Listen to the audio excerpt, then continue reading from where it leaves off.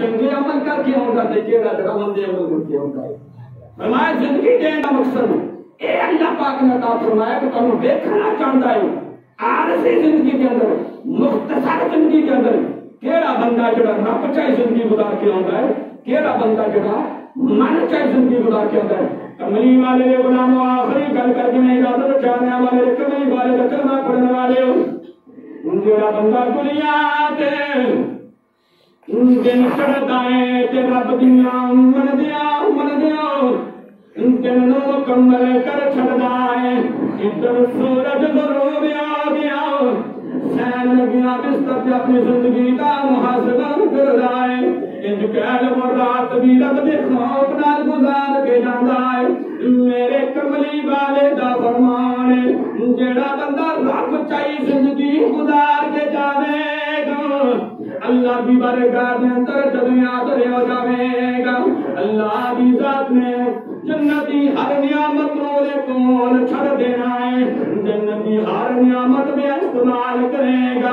رب دی بارگاہ دے اندر بندہ مسلمان ہے نعمتاں نو ویکھ کے دل کرے گا رب دی بارگاہ تے سجدہ کیتا جاوے رب دی بارگاہ دے اندر نماز پڑھی جاوے سجدہ کیتا جاوے عبادت کی جاوے میرے رب میرے کملی والے نے فرمایا جب بندہ جنت یا نعمتاں دیکھے گا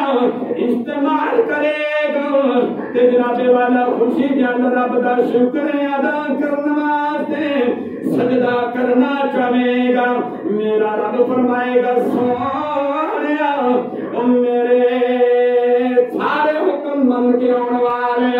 رب چاہے زندگی گزار کے آنے والے ہوں سجدے کوئی نہیں تو تے میری رب چاہے زندگی گزار کے آیا وے ہوں وہ زندگی مک گئی ہوں جیوے تو چاہے گا اس واسطے رب گرامی کرتے کرو اگر میں اس گفتگو تھوڑا تبیر کرا اگر اس کو تھوڑا کھولنا یہ تفسیر سے جا کے اگر میں گفتگو مزید بڑھاوا تو بڑا طویل قسم کا موضوع ہو جائے گا